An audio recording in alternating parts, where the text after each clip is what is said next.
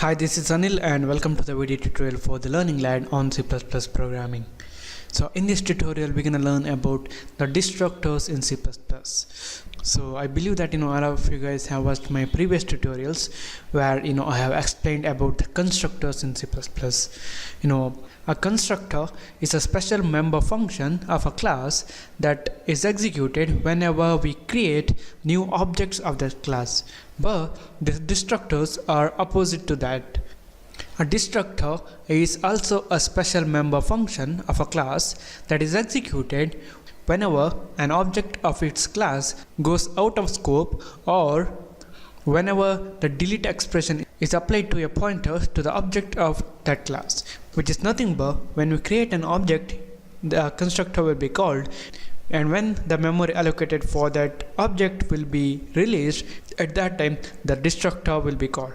So here in this tutorial, to demonstrate the use of destructors, we're gonna build a class. So it's gonna be class human, and here we're gonna write the access specifier as public, and let's create a constructor the same name as a class name, and within this constructor we're gonna specify constructor called, and just end this line.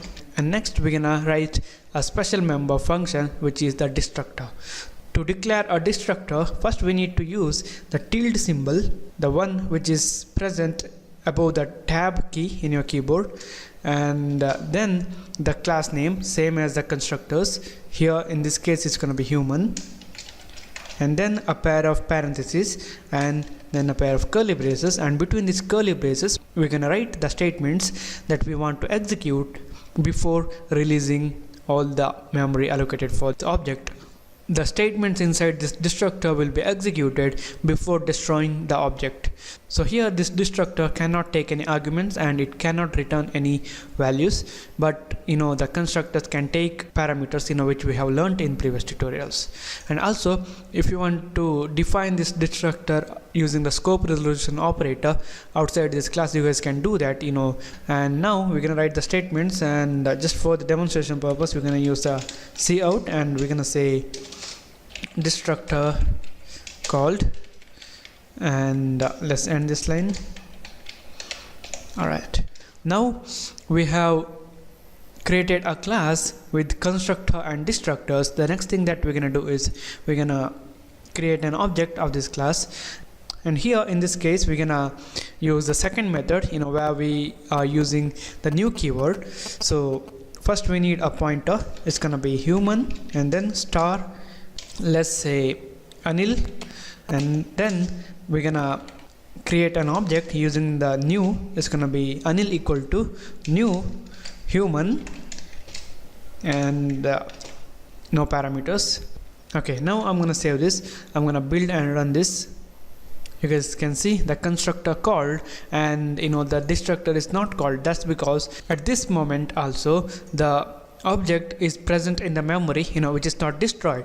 The destructor will be called when the object is being destroyed. That's why what we're gonna do is we're gonna close this one, and we're gonna use the delete keyword to deallocate the memory allocated for this object.